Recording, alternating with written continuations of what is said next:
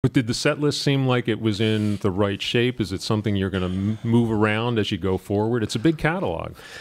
Big enough for a box set. Yeah, sort of. Well, we cover pretty much the entire history of the band. So we've broken it down into 2 sets, and they're remarkably different, actually, in the way that they come out.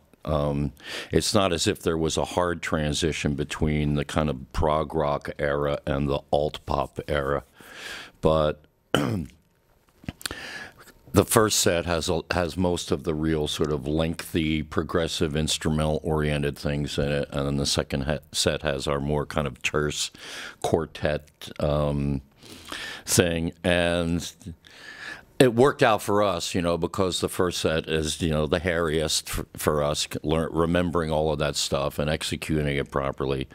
So I think we had a lot of fun by the time we got to the second set. The material was more accessible, not only for the audience, but for us.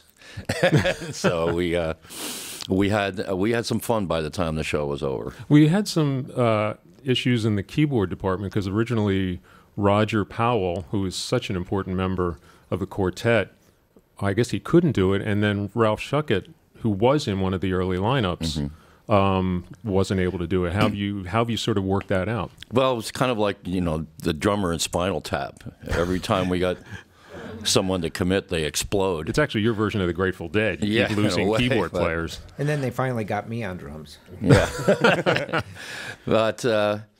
Yeah, it was part of the problem of trying to reunion an original lineup was the fact that half of the band had retired from the road and couldn't just up and go out and play any old time.